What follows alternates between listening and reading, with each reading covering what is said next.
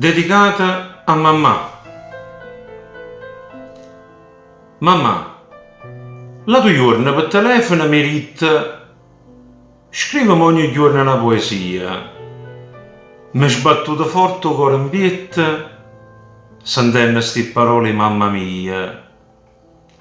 E corsa mi sono assettata a scrivania e ho cercato le parole rindo cuore per dedicare questa poesia e per far sentire un po' di amore.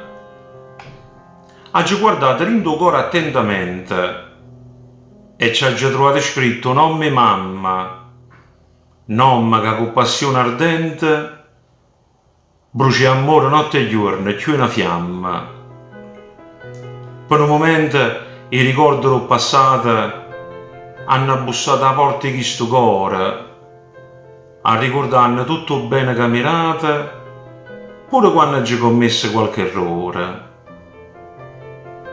Sei stata la prima innamorata mia, e il primo amore non si può scordare. Tu stessa per sto cuore sei poesia, la poesia più bella che ti posso dedicare. Mo tu ti sei fatta vecchiarella e mi ha vissuto sta vita lontana. Io non so più non voglio un cielo, ma c'è bisogno ancora delle carezze che sti in mano. C'è bisogno tutti i giorni che sta voce, che tutte le volte, pure stanche e affaticate, ma consola con parole roce e calma che st'anima agitata. Ti volessi dicere ancora tante cose per non far fornire mai questa poesia.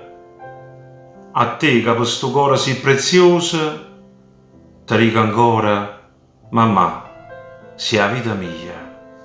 Ciao mamma. Mario, torna a Bres. Grazie Rovit, ti voglio tanto bene. Un bacio. È stato accorto quando cammini con la mano. E curati. Un bacione a tutti quanti. Ciao Mario. Ciao.